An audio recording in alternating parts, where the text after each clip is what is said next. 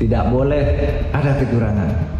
Tidak boleh ada tekanan-tekanan terhadap kelompok tertentu. Kita buat panja pengawasan netralitas Polri. Kita tidak perlulah kita panja-panja. Tapi kalau aparat negara itu mengambil sikap yang tidak netral, maka kepercayaan otomatis akan turun. Ya dilaporkan aja misalnya ke Bawaslu atau apa. Tidak mungkin 2045 baik kalau hari ini tidak baik. Semua harus netral.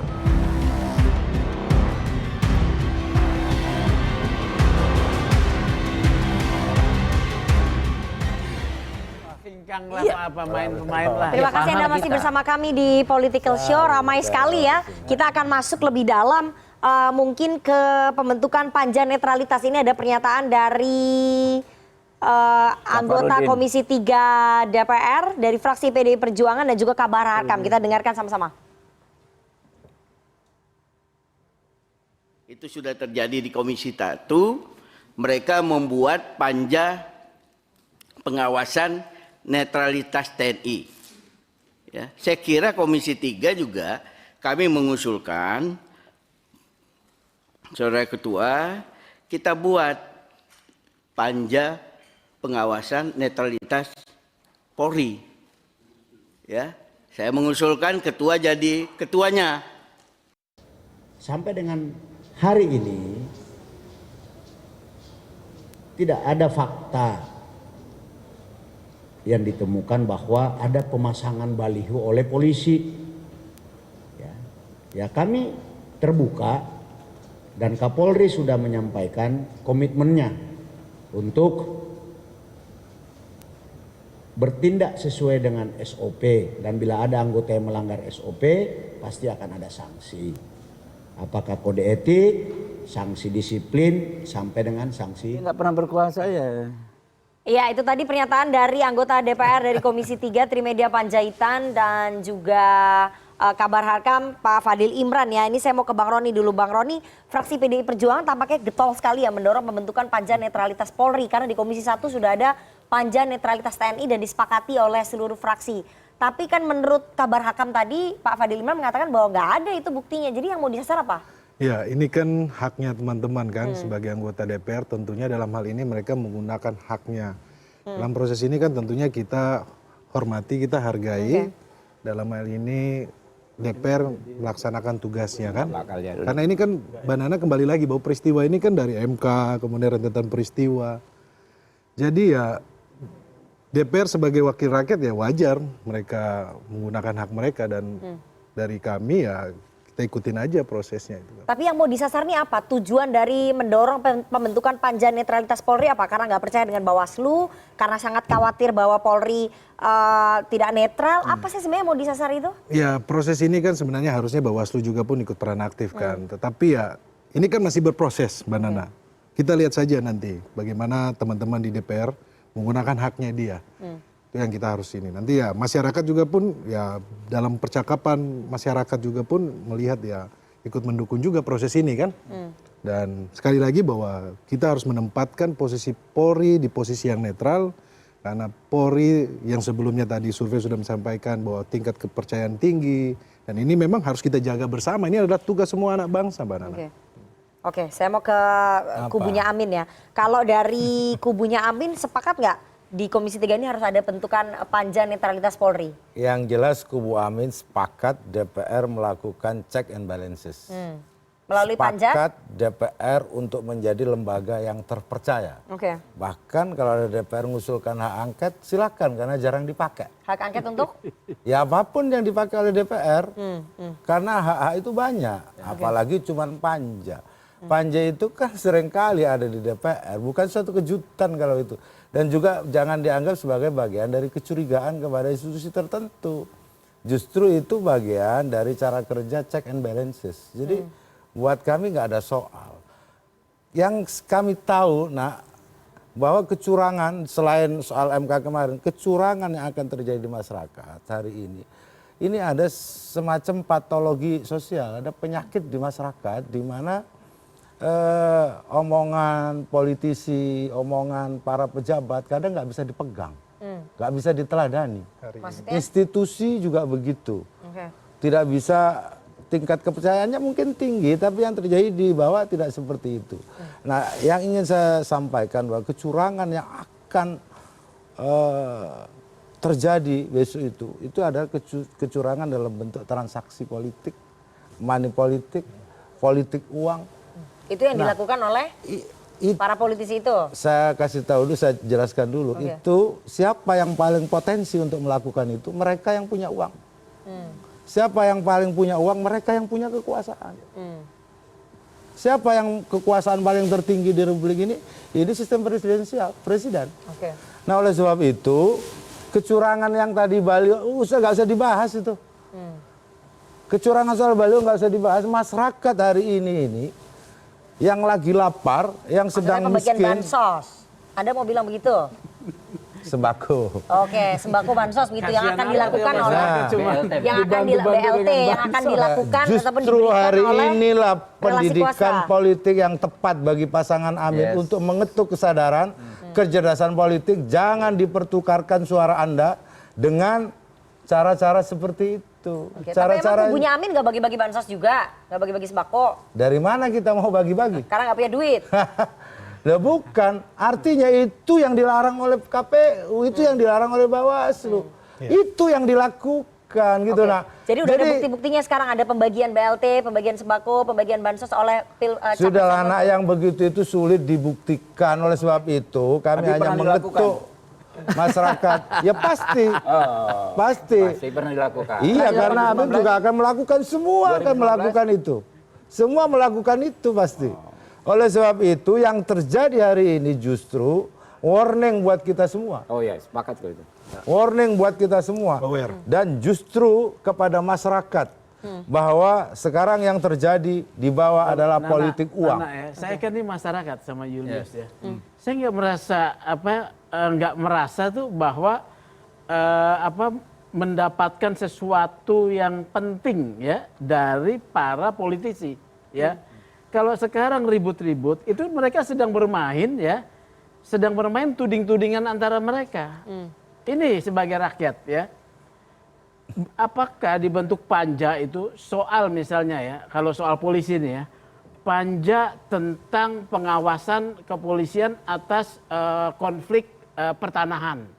Ya, ketika masyarakat adat misalnya ada ya kan. Panja mafia tanah udah ada. Mafia tanah, tapi konflik pertanahan misalnya nih ya, atau ekses daripada investasi ya, banyak korban. Enggak tuh, Rempang juga enggak dibentuk panja kayaknya ya. Kasus Rempang ya. Ya silakan aja. Jadi, kalau gitu. ini saya melihat ya, saya melihat begini. Ini masyarakat sih nggak penting tuding-tudingan mereka ya, Nana ya. Yang penting bahwa pemilu ini harus berjalan legitimate ya. Kemudian mereka silakan bermain apapun, yang dihasilkan adalah masyarakat terlayani. Tapi ini kan Komisi 1 membentuk panja netralitas TNI. Kenapa kok alergi sekali membentuk panja netralitas Polri? Nah, tunggu dulu sebentar. Ini saya mau tambahin. Saya sepakat sama Mas Sugeng, sepakat. Jadi panja ini proses politik. Dia di DPR oleh para politisi. Itu mau terjadi mau enggak, masyarakat nggak bisa intervensi. Itu hak kewenangan segala macam, checks and balances gitu. Tapi yang dibutuhkan masyarakat itu substansinya apa? Kayak kemarin, kalau politisi anggota DPR Komisi 3 bertanya langsung ke Kabar Harkam, dia dijamin undang-undang, nggak bakal dikriminalisasi segala macam. Meskipun ada pertanyaan kan, mana bukti segala macam, langsung ribut segala macam. Tapi masyarakat melihat di situ, oh ada checks and balances, ada pertanyaan, ada jawaban, ada penjelasan. Nah, tapi dari seluruh proses politik itu, makanya saya bilang saya sepakat sama Mas Sugeng, posisi masyarakat di mana? Makanya posisi masyarakat itu ada ketika keluar dari ruang politik gitu ya. Ada lembaga yang bisa langsung diakses masyarakat, salah satunya Bawaslu. Saya berkali-kali Bawaslu, KPU, DKPP. Sampai sekarang mereka nggak ngeluarin satu imbauan loh, misalnya tolong jangan rapat-rapat di gedung kementerian, jangan kasih simbol 1, 2, 3 dan segala macam. Wamen jangan ini. Wamen jangan kampanye, semua jangan kampanye. Dibiarkan kalau kampanye gitu aja deklarasi dulu bahwa dia cuti kan. Bin jangan bikin akta. Bin jangan bikin akta, semuanya, pokoknya semuanya. Karena itu muaranya dari relasi kuasa. Tunggu dulu Gus, sebentar. Itu kan ruang politik. Nah yang di masyarakat ini itu yang hilang. Kami tunggu penjelasan, kami tunggu proses, kami tunggu keputusan resmi dari negara. Karena kita nggak ada di ruang itu. Bener Tapi kata ruang Mas Sugeng. politik kan bisa mengontrol Bawaslu. Nah itu yang akan kita lihat lagi nanti ketika ruang politik dituduh kuat mengontrol Mahkamah Konstitusi, ya kan kita masuk ke situ. Ada proses jelas, masyarakat nonton, selesai putusan, oke kita gerak lagi ke yang lain. Jadi ada kanal, ada putusan resmi, ada pernyataan resmi, berhenti di situ. Itu aja, Pak. Jangan Nggak bakal, Pak. kemudian ini ruang politik. Jangan bilang juga kemudian ruang politik ini menyelesaikan kebutuhan masyarakat. Belum tentu, kita nggak pernah ditanyain, kita nggak pernah dibuka ruang. Saya mikirnya begini, Bawaslu manggil perwakilan masyarakat, buka kanal, ayo kita diskusi bagaimana sih cara mantau bareng-bareng di luar tim pemantau parpol dan politisi. Itu yang nggak ada sampai sekarang. Padahal teriak udah rame nih, viral udah kemana-mana. Saya cuma ngingetin gini, kalau kita pakai analogi sepak bola, ya, pemain saling sikat, saling jegal, keras permainannya nih, ya kan? Penonton udah geram ini, wasit itu nggak pelanggaran. Tahu nggak apa yang terjadi? 2019 penonton rusuh, supporter ini lawan supporter ini Di depan gedung Bawaslu. Di depan gedung Bawaslu ada yang meninggal, PBHI dampingin ratusan orang yang ditangkap Polda Metro Jaya. Itu yang kita nggak mau. Kita pengen selesai nih. Oke, sikat-sikatan, tackle keras segala macam. Tapi wasit prit pelanggaran, kartu kuning nggak, kartu merah nggak. Ada tindakan, ada proses, ada keputusan. Masyarakat tenang, supporter tenang. Oh udah jelas, kan gitu. Karena kita nggak punya sistem VAR, pemilu kita juga nggak ada sistem VAR. Cuma di MK, kalau nggak setuju bawa ke MK. Tapi ini kan proses terbuka, proses resmi yang harus diakui. Masyarakat puas nggak puas juga harus akui. Nah ini yang hilang. Atau begini ya, sebetulnya ini isu soal panja atau pelanggaran ya yang dilontarkan oleh pasangan capres tertentu itu serangan preemptif ya. Untuk nanti katakanlah ya, saya nggak sebut mana ya, yang merasa sudah akan kalah dia mau pakai dalil TSM terstruktur. Maksudnya apa nih? sistematis. Maksudnya fraksi PD Perjuangan gitu pakai dalil Loh, TSM. Saya kan tidak sebutkan. Karena kan yang mendorong fraksi PD Perjuangan. Iya, yang mana yang nanti Maksudnya jangan kayak kemudian politisi juga nih. yang kemudian kalah, dia sudah membuat serangan preemptif nih ya, bahwa nanti di MK ada TSM, terstruktur, sistematif, masif. Itu selalu dilakukan oleh yang kalah. Iya Kalau dong. panja ya, panja dulu. Kalau panja, Gitu. jadi pengalaman kita di panja, pertama memang harus mengacu pada terjadinya masalah dahulu. Ya. Misalnya dari ketidaknetralan, harus ada indikasi yang kuat, ada bukti dan lain di awalnya ada ketidaknetralan. Sama kayak misalnya Jiwasraya, kasus mafia tanah, banyak dulu perkaranya baru disebut panja. Yang kedua, kalau kita bicara soal keharusan Polri untuk netral, Itu laporan kecurangan? nanti dulu, itu kan diatur di undang-undang, pasal 28 undang-undang Polri. Karena itu kan itu sebuah norma yang umum. Itu menjadi tupoksi seluruh komisi. Jadi kalau panja yang ditugaskan itu Mbak Nana hanya sebagian dari anggota komisi. Ya. Jadi secara teknis begitu dibentuk panja, setengah dari anggota komisi ya kan kehilangan akses secara langsung ya kan untuk mempersoalkan kenetralan ini. Kalau nggak ada panja malah semua bisa gerak ke seluruh dapil. Itulah sebetulnya kemarin latar belakang. Kalau Anda cek hari ini, silakan dicek ya kan teman-teman yang di fraksi. Saya yakin nggak akan ada panja. Kenapa? Karena pada kesimpulannya justru ya yang dimuat di media itu kan yang panas-panasnya, nggak ngelihat akhirnya. Di akhir pembicaraan masing-masing pembicara tersebut, oh ini masukan dari masyarakat dan lain sebagainya, saya juga nggak ngerti ini benar atau salah dan segala macam. Yang dimuat kan yang judgement saja. Padahal Pak Safarudin menyampaikan secara bijak ini, ya pertanyaan dari masyarakat, ya, tapi sampai saat ini memang nggak ada buktinya, gitu loh. Nah karena itulah ya. Nggak bisa hanya dikerjakan oleh sebagian orang yang terkurung dalam panja. Seluruh komisi harus bergerak memantau netralitas Polri. Dan aneh, misalnya satu institusi kita bikinkan panja, nanti ada panja terhadap netralitas BIN. Kan TNI sudah dibikin. Iya makanya, panja netralitas Bawaslu, panja netralitas KPU. Nggak bisa, padahal itu tugas-tugas itu ada semua di masing-masing komisi. Ya nggak perlu dibikin panja, memang sudah tugasnya gitu loh. Kita mengawasi institusi-institusi tersebut supaya netral. Tapi Komisi 1 mau tuh bikin panja netralitas TNI. Saya nggak Kenapa tahu. Komisi 3 sepertinya kurang setuju gitu, kenapa Bang? Ya silakan. Nah kalau kami tidak setuju panja, pada akhirnya ya dengan pandangan yang saya sampaikan. Jadi lebih leluasa kalau kita tidak pakai panja, karena kita semua anggota komisi bisa pakai, bisa turun pakai atribusi kita sebagai Komisi 3 kayak saya misalnya. Ya kan bisa kemana saja kalau ada lihat polisi nggak netral, kita bisa persoalkan gitu. Fraksi Gerindra juga sepakat nggak dengan pembentukan panja netralitas TNI atau menolak juga? Saya nggak tahu di Komisi 3, saya Komisi 1. Oke, jadi antar fraksi nggak ini ya komunikasi karena kan ini pembentukan panja. Nanti kita cek ya fraksi Gerindra sikapnya gimana nih soal panja netralitas TNI yang disepakati di Komisi 1. Kalau dari kubu Amin soal pembentukan panja ini sebetulnya efektif apa nggak, penting apa nggak? Kubu Amin dari awal percaya dengan polisi. Bukan kami tidak percaya, kami percaya, cuman kami meminta untuk terus menjaga netralitas. Karena tadi itu, karena ada orang paling tinggi di Republik ini yang putranya nyalon. Oleh sebab itu yang dikhawatirkan. Bukan itu dikhawatirkan. 2019 minta bikin panja nggak Pak? Sejak TAP MPR. Waktu Presiden maju kedua kali. Bukan itunya Pak Habib. Saya akan sampaikan bahwa proses. Katanya anak presiden. Presidennya sendiri nyalon, waktu itu Anda minta bikin panja nggak? Anda mendukung presiden? Saya sampaikan ya, saya teruskan ya.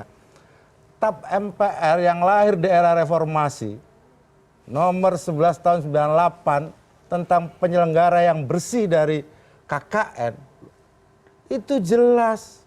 Supaya apa? Supaya nanti ke depan tuh diatur. Supaya tidak timbul sengketa dari soal-soal yang kaitannya dengan nepotisme. Yang itu terjadi di masa lalu. Nah hari ini terjadi. Oleh sebab itu pasangan Amin ingin mengingatkan kepada masyarakat. Kita pilih dan Amin terus menggaungkan perubahan. Ini kita pilih tokoh yang anti KKN. Jadi ada paslon yang ini kampanye di luar jadwal nih. Inilah. Maka pilihlah Amin, kita laporkan besok ke Bawaslu. Iya saya nggak ikut-ikutan nih. Ini saya sampaikan ya. Rekam ya, laporkan ke Bawaslu nih kalau ngajak kali ini. Takut saya, karena itu memang visinya Amin. Jadi emang mau dilaporkan apa? Itu visinya Amin. Kalau kita politik dewasa dan politik jangan. Sorry aja kalau takut ancam Pak. Inilah contoh relasi kuasa. Oleh sebab itulah masyarakat kita itulah relasi kuasa begitu. Gitu. Ya. Sorry. Jadi mekanisme kontrolnya Bawaslu itu sudah tidak dipercaya, MK sudah tidak dipercaya. Terus percaya sama siapa nih masyarakat? Oleh sebab itulah kita Amin ingin mengembalikan institusi itu supaya terpercaya lewat perubahan yang adil. Tapi ini mekanismenya apa? Mekanisme pemilu. Lah orang wasitnya bayangkan beliau tadi sampaikan soal Bawaslu ujungnya kalau sengketa pemilu itu ada di MK yang hari ini mohon maaf sedang dipulihkan lah kepercayaannya. Kalau kata Pak Ganjar dengan ketua yang baru. Ya, tapi memang kalau bicara soal MK kan kami udah bilang putusan tidak bisa dikaji ulang, tapi bisa dimohonkan lewat permohonan baru. Nah, apakah MK sudah kembali waras atau tidak? Itu kan ketika permohonan baru ada 4 yang kami monitor, nomor 141 yang diajukan oleh mahasiswa Universitas Nahdlatul Ulama. Kita lihat apakah prosesnya berbeda. Dari proses yang berbeda itu apakah hasilnya berbeda juga? Ini kan sudah ada kanalnya juga. Sudah terbuka di ruang pemeriksaan. Meskipun harapannya gitu. Tipis ya, Mas Julius, tapi tetap ada harapan. Jadi harus memelihara harapan. Gitu. Masyarakat ini bukan paslon, masyarakat bukan parpol. Masyarakat tidak akan mikir siapa calon siapa, enggak. Tapi masyarakat ingin proses ini jelas. Karena kan masyarakat cuma ingin dijelaskan, saya mau milih nih. Yang mana yang bersih, yang mana yang nggak punya cacat, yang mana yang produktif ke depan, saya bisa kerja cari makan. Kan itu memberikan kesejahteraan. Benar tuh. Itu yang kita jelaskan tadi. Nah, ini yang kita tunggu. Yang bersih, ini yang kita tunggu. Bagaimana hukum diperbaiki, kemudian pendidikan. Tapi kan ini 3 paslon ini SD kan sampai SMA belum bisa membuktikan apapun. Nah, makanya tadi saya bilang begini. Mau dia program, mau dia kecurangan segala macam, bawalah itu ke ruang yang terbuka, bisa diakses masyarakat, supaya masyarakat tinggal komentar. Kenapa? Tadi saya satu saja, siapapun itu yang berkomentar di ruang publik terkait dugaan ini itu, selama kepentingannya adalah untuk memperbaiki lembaga juga nggak boleh dikriminalisasi. Saya kemarin bilang begini, Aiman jangan. Ya, saya bilang gini kemarin, Pak Kapolri harus memastikan. Kalau Jaksa Agung saja bisa bilang kami akan hati-hati betul kalau ada laporan dugaan tindak pidana korupsi, khawatir ada politisasi. Nah, harusnya Kapolri bisa bilang, kalau ada laporan dugaan pidana segala macam, apalagi menggunakan pasal karet segala macam, dia harus bisa kaji teliti.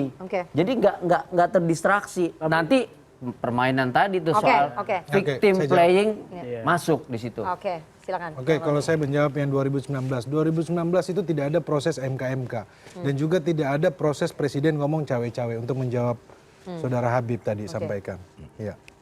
Jadi memang muaranya karena prosesnya begitu kalau menurut TPN Ganjar Mahfud. Kan MK-MK itu sudah ada putusan, ada pelanggaran berat, pelanggaran etis gitu loh. Dan kalau mengikuti pertimbangan dari Majelis Saragi, itu menyampaikan harusnya dipecat gitu loh. Itu kan sudah di masyarakat sudah tahu semuanya. Ya. Nah, justru kan dipulihkan kan. Ya, jadi gini. Jadi susah, nah ini nasi sudah jadi bubur. Nasi sudah jadi bubur. Gimana mau bilang apa Boleh? gitu kan. Ya, silakan.